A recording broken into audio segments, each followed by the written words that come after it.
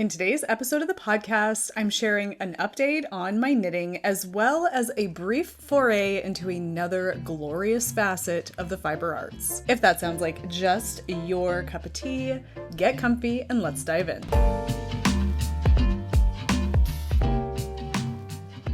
Hello, and welcome to the Wool Needles Hands Knitting Podcast. My name is Taylor, and I will be your host. Today's episode is probably going to be a little bit of a ramble because I just want to sit and share with you what kinds of creative, crafty things I've been up to lately in the realm of fiber arts, because I do have knitting here that I want to share with you, but I also have another facet of the fiber arts that I want to share with you. I have fallen headlong down a rabbit hole, and I'm super excited about it. It's scratching lots of color itches, lots of just handiwork, ticking lots of handiwork boxes, I guess you could say. I don't even know what I'm saying, but I'm really excited to share this with you guys today, and talk about that with you guys. I want to let you know that before we get started, if you would like to watch additional content from me here at Wool Needles Hands, I definitely encourage you to go check out the Patreon. A lot of the things I've been working on in the background since my last update video, I've been sharing over on Patreon, little casual after show episodes where I chat a little further here at my table after the main episode. And I'm ready to share something with you that I think is a rabbit hole I've really fallen down head first. And I hope you guys appreciate this. And then also just little vlog style videos where we do things together. Maybe I'm organizing my sewing box. Sewing machine parts. Okay. I don't have a Viking. I have a Janome. I don't know where those came from. Maybe I'm putting something together. Just lots of fun additional content. Secure it with a wing nut. Check it out. It's a great way to support the channel, and it's a fantastic community happening over there right now. The link is down below, or you can scan the QR code on the screen. I appreciate it. Thank you so much. Okay, let's get into it. All right, let's go ahead and start first with my knitting because I really want to share a little bit about what's going on here. Now, if you are familiar with this project, this is a Felix pullover that I am knitting with two yarns held together. Those two yarns are right now, as we speak, rolling around on the floor. Okay, the last time I shared this, I think what I had was about maybe to here, and I had started the ribbing already because my plan was to knit a deep ribbing for this. I wanted to start just at the waist and go all the way down to the end of the length of the sweater in a really deep ribbing. And I did most of that, and I never shared the progress I made there. I had done about from here down to here of just a really deep ribbing and decided it wasn't what I wanted. I put it on and it kind of fit. Do you know what it fit like? It fit like how maybe a sweater shirt or a sweater vest would fit in a twin set. Like it cinched in right around the stomach area here, but was more voluminous up top, which I guess makes sense. Really, honestly, that makes perfect sense considering what I was doing. And I just didn't, and I think I even went down a needle size. Like, I don't know what I was thinking, because if you're going to add ribbing, it's going to cinch in by nature because that's what the fabric does. And then if you're going to go down a needle size, it's also going to contribute to that as well, right? So I don't know what I was thinking, honestly. So anyway, I had done that, didn't like it, and I ripped it all the way back to like here. And I decided I was just going to carry on knitting in stockinette and then do a ribbed hem like normal. And that's where I'm at now. I am down here. Let's bring Gladys up here. So I am now working the ribbed hem, and it's still going to be somewhat of a deep rib. So right now I have about 1 inch. I would like to make this about 5 inches in depth to get a nice generous ribbed hem here to add the length that I need to the overall garment, but also just to give it a little bit of a weight down here. I don't like hem lines on chunkier weight sweaters that are really narrow. I don't think that they anchor the fabric of the main body of the sweater enough, and I like having a nice wide hem to kind of anchor that down, and I feel like the Felix really needs that. And I'm sure I could dig up more, but I'm not trying to be overly critical. But one of my criticisms, I want to push that back, of the Felix, if I had to give one, is I feel that the collar, the hem, and the cuffs aren't deep enough to anchor the weight of the sweater, because the sweater is knit with an Aran weight yarn. If you're following the pattern, it's a pretty substantial fabric, a little bit of a substantial weight, if you will. Apologize. I wanted to make sure we're okay. So I feel like it needs to have a little bit more of an anchor. Okay. And that's what you're going to get when you widen your neckline, when you widen your hem at the bottom, and when you widen the cuffs on your arm. So that's my plan here. So right now I'm going to finish out the hemline here, and then I'm going to just rock and roll on these sleeves. I want to get this done because I want it done. But also, the next thing I'm about to share with you guys, this rabbit hole I've gone down, has inspired me to add a little bit of something to this when it's finished. And we'll talk about that in just a second. Okay, so that is where I am with my knitting. I'm not working on any other knitting projects right now. I want to get this finished. I do have my fleece sweater, which is that colorful striped sweater. It is there. I'm not giving up on that. I plan on working on that once this is finished. This just kind of took, this took a back burner. I kind of went on a little bit of a knitting hiatus, if you will. But now that I'm, working on these knitting projects again, I want this to be the one I finish first before anything else. Okay, let's talk a little bit about what I've gotten myself into and what it's doing to me, because it really is fabulous. So I should have organized this a little bit better, but let me just tell you, I have fallen in love in a big way with embroidery. I didn't think I would ever get into embroidery. So my sister-in-law embroiders, and I love what she does. I think she always does like these really fun designs, and she embroiders on napkins and clothes, and it's fun. And I think it's so cool that she sits down and just works on embroidery projects. She did these Christmas stockings. She actually purchased a vintage pattern to sew the stockings together and then embroider them. I'll pop a picture up here because they're wonderful.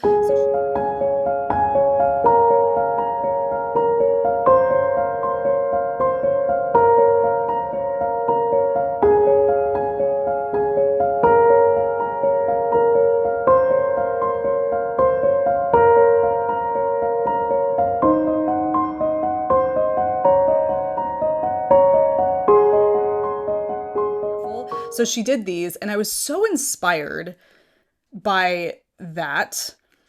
I wouldn't say that it was then that I decided I was going to get into embroidery, but it was definitely that made me think, embroidery is probably a really good next step into the fiber arts for me to venture into.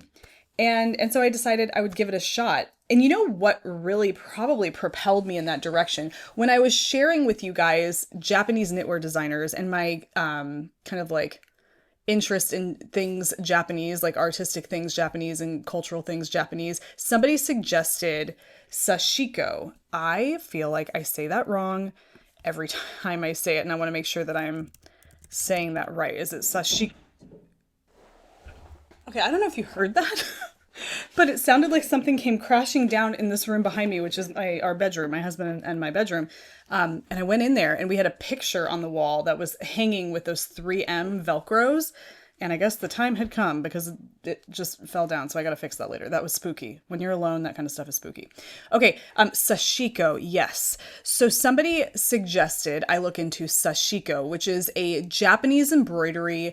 There's a whole cultural history with sashiko, but essentially it's Japanese embroidery that was used as like a decorative means to mend clothing. And there's a lot more to it than that. I actually do a little bit of a video over on Patreon where I talk a little bit more about that. And I do plan on going more into it here on the channel as well. So stay tuned for that. So anyway, I decided, why not go down the rabbit hole of sashiko? So I got myself a sashiko, kit. Sashiko needles. How to make a Japanese kitchen towel. So that's exactly what it is, a Japanese kitchen towel. There's 5 spools of thread or skeins of thread in here. I don't know what they call those. Oh, wow, look at this. So you have the towel. So it's giving some kind of instructions here. So let me just show you what sashiko, at least what it looks like. Now, before you get too excited, most of the white that you're seeing here is printed on this fabric.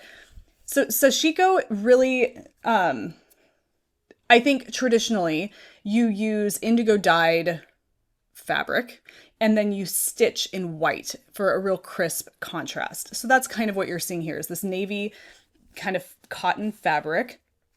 And then it has the design pre-printed onto the fabric here, and you just use running stitches to stitch over that. For those of you that embroider, you're thinking probably, well, that's very simple.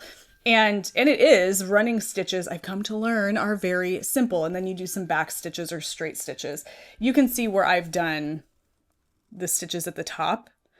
That's all I've done so far with this. And then what you do with this afterwards is you turn it into a tea towel or something like that. Now, this is enjoyable. I did put it on a hoop, even though people say that you don't need to use a hoop for this. For me, being a new, a stitcher, a new embroiderer, I like the tension that the hoop creates when it comes to controlling my stitches. So I was using a hoop for this. This is nice. And this is very meditative, and it really helps you learn those running stitches and working in curves and designs and that repetition, and it's nice. However, I feel like once I started doing this and really enjoying the physical process of stitching in like an embroidery type fashion, I started yearning for the color that embroidery like the color play that it provides, because you know how I'm, I dye yarn. I love color.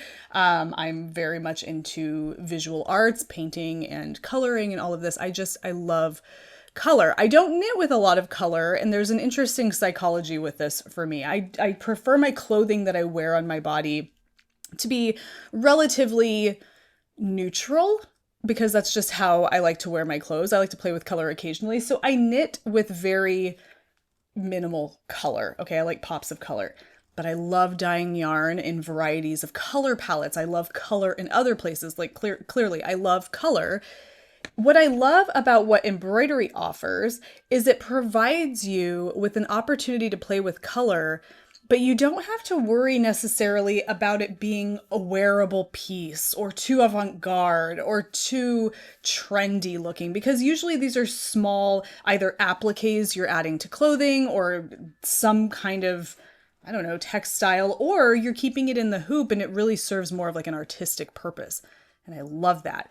And I just love the color potential. So what happened was I decided, you know what, I'm really loving the stitching process of this. I'm going to purchase an embroidery kit and just kind of have some fun and see what I can do with embroidery. And so I found this kit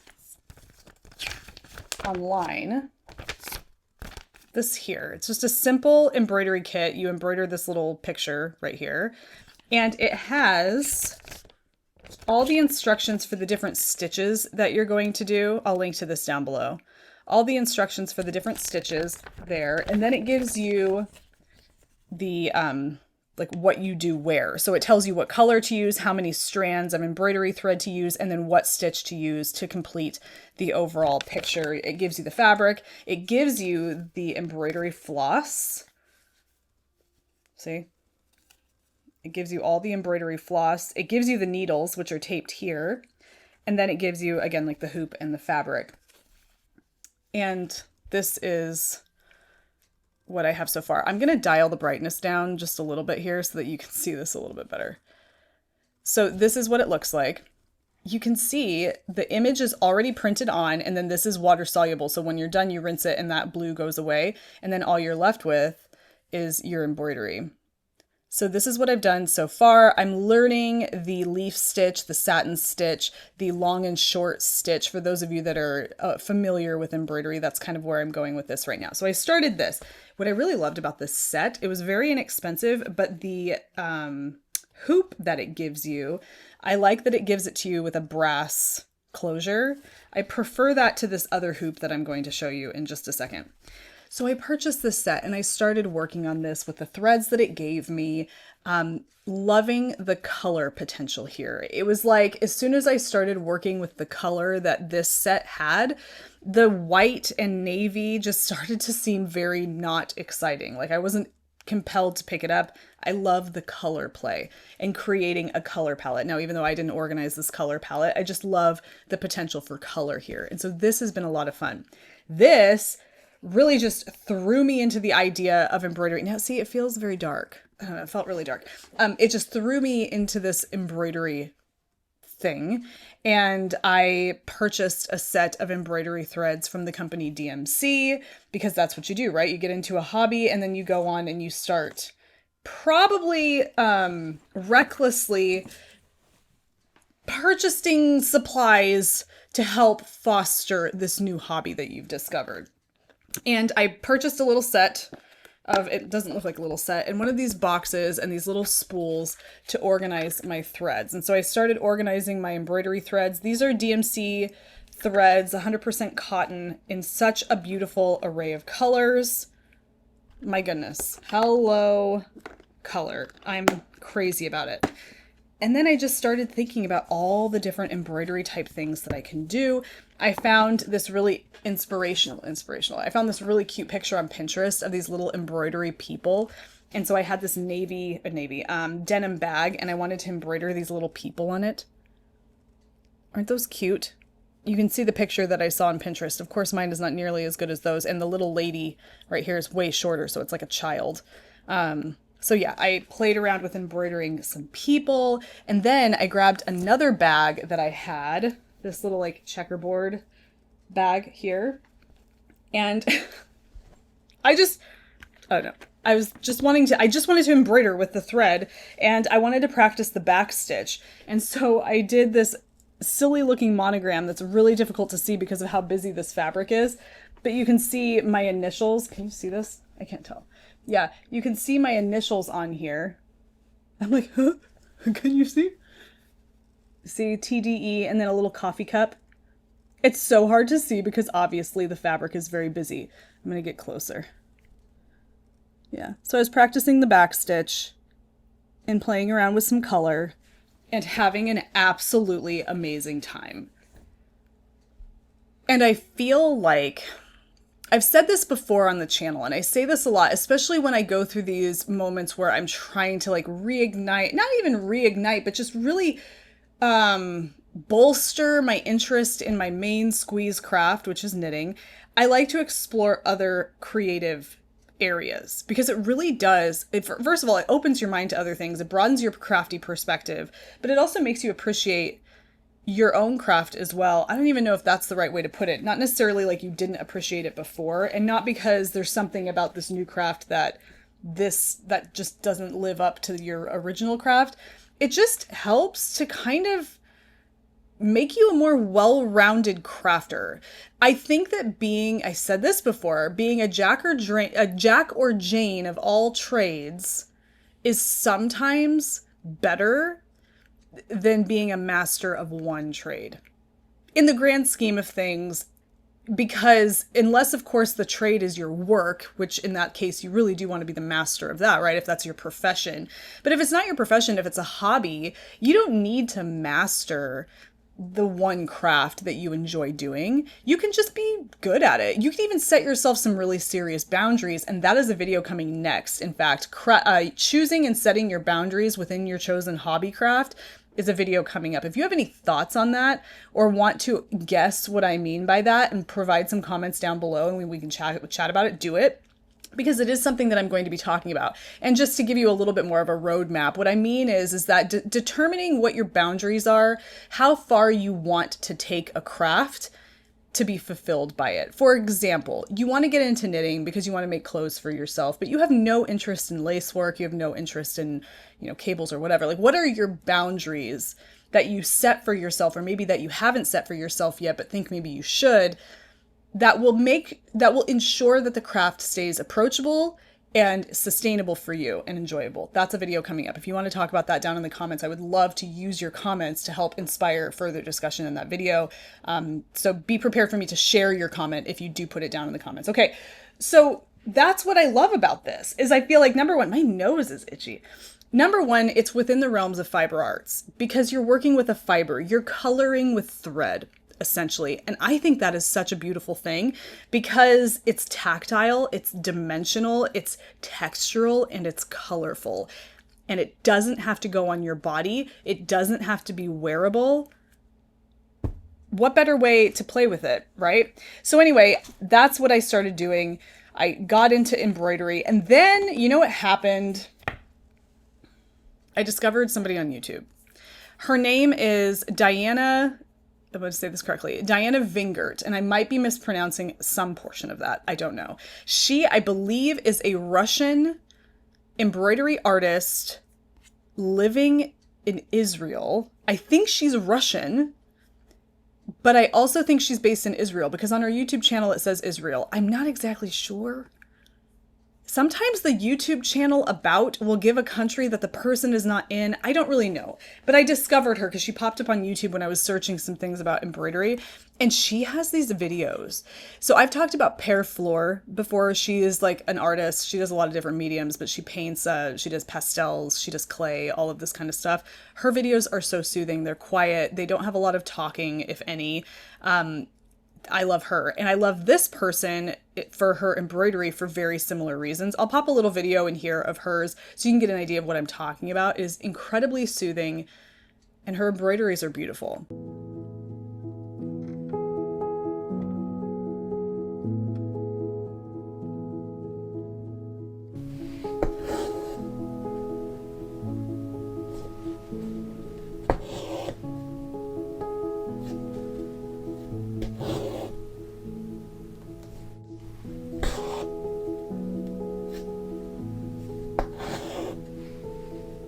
So I started watching her. Fantastic. And I thought, you know what? What I'm seeing here is beautiful. It's art, but it doesn't look like it's anything I can't figure out how to do. And I want to try my hand at it. So I went to Etsy and I found a pattern for an embroidery on Etsy from, who is it? This is Matryoshka Doll Shop, Embroidery Flowers PDF Beginner Embroidery Pattern.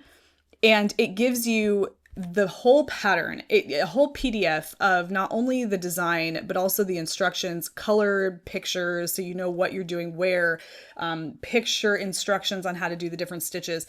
And you can see it on the screen here. And I started that. I went and picked up the threads. Michaels is having a crazy sale on embroidery threads right now. I think they were like 65 cents a skein. And so I picked up the threads that I needed. I already had the needles and stuff that I would need. And I started, and this is what I have so far. Oh, I think it goes like this. No, I'm sorry. This is the top. Yeah. So I'm getting there. I'm starting to learn about the different stitches.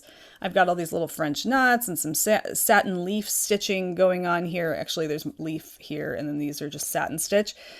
Now, it's not as clean and tidy as I was hoping for, and I'll explain why I think that is. So the fabric that I'm using here is cotton flour sack material. I had purchased some flour sack material as a way to practice embroidery, so I'm not spending a lot of money on linen or cotton fabric before I really kind of get my feet wet with this. So I purchased flour sack material. You can buy... No, I didn't purchase flour sack material. I purchased like a set of 6 flour sacks. It's really inexpensive. It's 100% cotton. And my intention for that was to use it as a place to practice embroidery. And if that works out, to then maybe embroider a couple of them and have them be really cute tea towels. And you can do that if you reinforce the fabric. And I know that now because I didn't reinforce the fabric here. And I don't know if you can tell, but if I get really close, you can see the little gaping holes where my needles have gone, or my needle has gone through. It's because the weave of this is just really loose. It's really a delicate weave, and you have to be so careful, especially with this particular pattern that uses no fewer than 3 strands of embroidery thread, and in a couple of places you're using all 6 strands of embroidery thread, so it's coming through there, you know, with some weight, okay? But regardless of that, and I transferred the image onto the thread using an erasable or a heat erasable pen and just transferring the picture. But other than that, I am crazy about this. I love it because I love the colors coming together.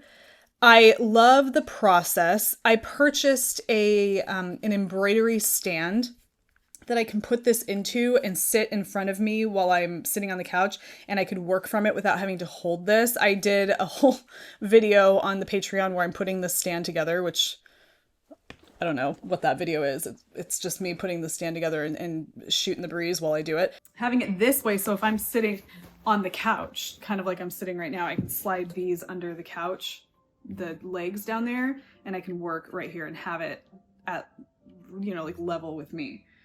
Anything higher would just be a little too much. But it's a really cool stand, and it really works well for holding this in place and working from it. And I've enjoyed that. So I'm really crazy about this. I'm just so smitten with it. And this sweater here, I kind of want to embroider something onto the sweater when I'm finished. I don't know where, I don't know how I'm going to do it, but I just kind of feel like doing that here, whether I monogram it or I don't even know. But I want to embroider all the things. I have this black sweatshirt. I wear this black sweatshirt all the time. It's just a basic black crew neck sweatshirt, and I want to do a little embroidery here. It's like I'm looking around my house. What can I embroider? I saw my husband wearing this really nice twill button down, and I was like, I could embroider your initials on that. He doesn't want that. No, like I need to pump the brakes on this, but it is something that I'm really enjoying. And I want to, when I do things like this, where I venture off into other crafts, it really does cause me to reflect on my main craft. And it teaches me things about how I work as a crafter, how I craft, the things I think about when I'm using my hands. And also too, with embroidery, what's really special about it, and it can be like this with knitting, but sometimes I feel like it's less like this, is the process of embroidery has to be slow. You really do have to take your time. And actually, this fabric that I'm using here, being as loose of a weave as it is, really requires me to slow down. But you have to go slow. You have to pay attention. You're working with very small stitches. You want to make sure things are precise and neat and tidy. And you also can't be going fast, or you're going to stab yourself with the needle. And so this really forces you to slow down. Whereas something like this, because you tend to be, there's no risk of stabbing yourself necessarily with this size of needle particularly. There's this desire to get to the next step so that you can finish it. Some of us aren't like that. Some of us, when it comes to knitting, we have no desire to rush through it. We're completely process knitters, and we're fine with just taking our sweet time, and that's great. I tend to fall someplace more on the product side of things, even though I do argue sometimes that I'm more of a process knitter. I think this has made me realize about myself that I am somewhat of a product maker. I want the item when I'm finished. But with this, I feel like it challenges that part of me. It really does. Because first of all, this is not going to be anything in particular. It's just going to be something that I put into this little hoop, and I keep it there as a reminder of like practicing and embroidery. And then I'll move on to other better fabrics and all of this, and they will kind of serve as little pieces of art. Unless, of course, I embroider on like a bag or an apron or this sweatshirt, or what have you. But it just kind of makes you, it slows you down. Okay. It slows you down in a good way, right? It causes you to reflect more on the pace that you keep and how important it is for some things to really maintain a slower pace. And so this has been a lot of fun. I know this has been just a huge ramble of me talking about this, but it's cool. It's fun to branch out into other facets of the handmade crafty realm, because it does a lot for us. Not only like, I don't know, just spiritually, personality, what is it? Like vibe. It lifts you up, and it supercharges your interest in making and being creative. And if you are already a creative person, you need that from time to time, because some of the most creative people can have some of the hardest slumps. They fall the hardest, because what happens is when you feel a slump coming, it's like devastating, because you're so used to having that lovely creative energy that when you start to feel it waning, you're like devastated by that. And then that just continues to make it worse. It's this perpetual thing. So for those of us that tend to be quite creative and crafty and always want to have something creative and crafty going on, being in a slump can be really crummy. And so having little things like this to try to like pull you out of it is really important. And this is definitely doing that for me. So yeah, let me know what your thoughts are about this down below in the comment section. Do you embroider? What kinds of things are you embroidering right now? I'm into it. Or cross stitching. Some of you over on the Patreon have been sharing some cross stitchings that are absolutely gorgeous. It's amazing to me. So let me know, what kinds of things are you getting up to? And do you ever do this? Do you ever veer off into other creative realms seasonally, perhaps, or when you're feeling like you're in a knitting slump. We're moving into spring. It's warmer weather here. So I think seasonally this is more appropriate. I've been feeling the itch to paint more. And this kind of goes along with that. It's like painting with thread. And I really love that. Thank you guys so much for hanging out with me today. Happy knitting, happy making, happy whatever it is that you're doing. Take care, be well, and I will see you soon. Bye.